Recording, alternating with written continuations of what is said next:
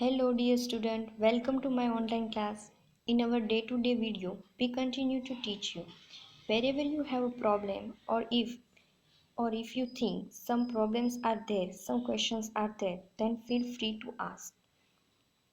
In our first offline lecture, we discuss about your syllabus. I hope you all get clear idea about your syllabus. So here we are beginning with first unit, report writing. Learning outcome. First of all, we see that learning outcome. What you learn in these presentations, in this lecture. By the end of the lesson, you will be able to say what a report is, describe why we write a report, say how should it be, say the type of report. આ પ્રેઝન્ટેશનથી આ લેક્ચરમાં તમે શીખી શકશો, તમે કહી શકશો કે રિપોર્ટ રાઇટિંગ શું છે, રિપોર્ટ રાઇટિંગ કેવી રીતે લખવાનું હોય છે, રિપોર્ટ રાઇટિંગમાં શેની વાત કરવાની હોય છે, રિપોર્ટ રાઇટિંગના કેટલા પ્રકાર છે, એ બધી જ વસ્તુ તમે શીખી શકશો અને લખી શકશો. What is report writing? First of all we see that report writing શું છે. What is report writing? A report is a statement of the result of an investigation or of any matter on which definite information is required.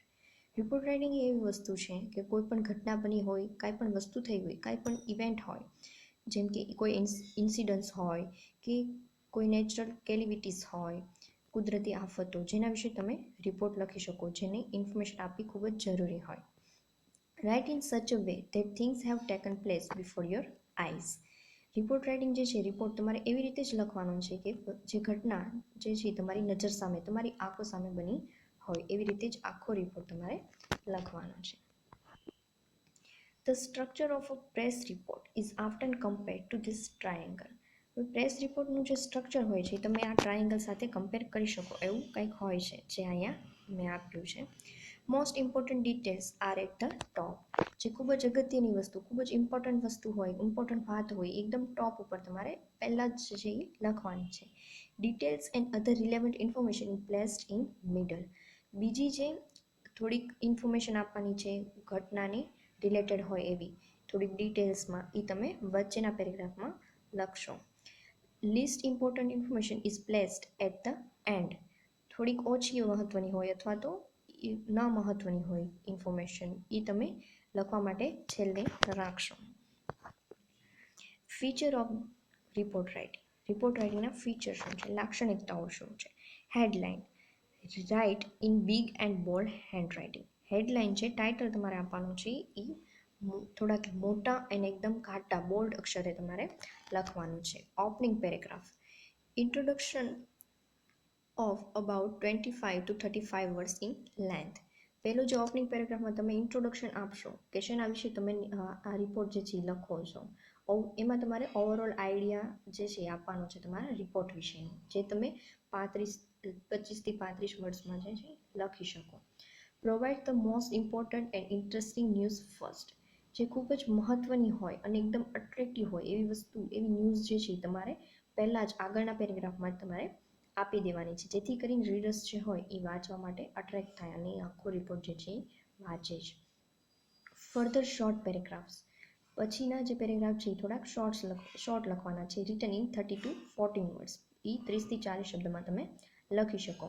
Pick up one thing and write a few lines. તમે આગળના પેરેગ્રાફમાં જે important વસ્તુના લખ્યા હોય, overall idea તમે જે આપ્યો હોય, એમાંથી કોઈ પણ એક પોઈન્ટ તમે લઈ અને આગળની એના ઉપર તમે થોડુંક ડિટેલ્સમાં થોડીક લાઇન્સ જે છે એ લખી શકો છો. Include quotes.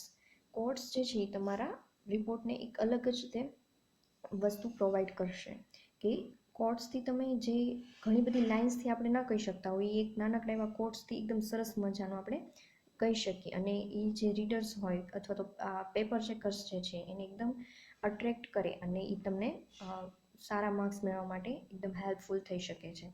તો આપણે બે કોટ જે છે એ આપણા રિપોર્ટમાં આવે એવી આપણે કોશિશ કરીએ. Last paragraph. Give conclusion. Last પેરેગ્રાફમાં તમારે કન્ક્લુઝન આપવાનો છે. આખો રિપોર્ટ જે છે એ તમારે પૂરો કરવાના છે. Caught the summarise the story. આખી સ્ટોરીને પૂરું કરતો હોય, આખો રિપોર્ટને પૂરો કરતો હોય એવો લાસ્ટમાં તમે એક નાનકડો એવો કોટ જે છે એ લખી શકો. જે તમારી પેપર ચેકર ઉપર તમારી જે ઇમેજ છે તેનાથી ખૂબ સારી પડે છે. Important points, write with catchy headline.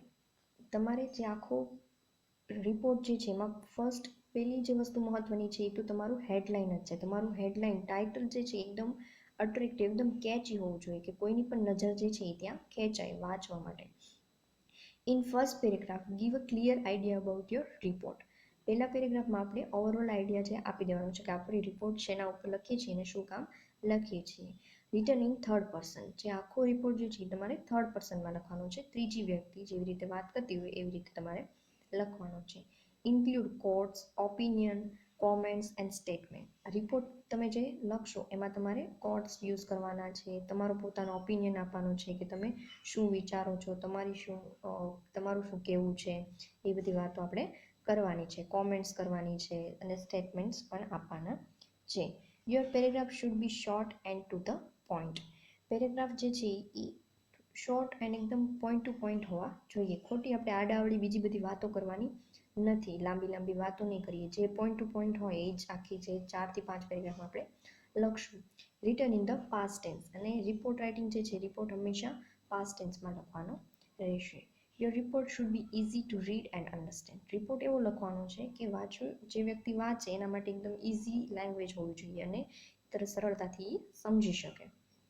Exam point of વ્યૂથી આપણે લખીએ તો આપણે થોડાક અમુક હેવી ઇંગ્લિશ વર્ડ્સ જે છે એ યુઝ કરી શકીએ છીએ. Otherwise it's okay that you use simple words.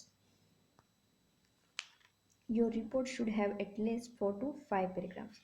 Report રાઇટિંગમાં આપણે 4 થી 5 પેરેગ્રાફમાં આપણો રિપોર્ટ આખો લખીશું. It's enough for you.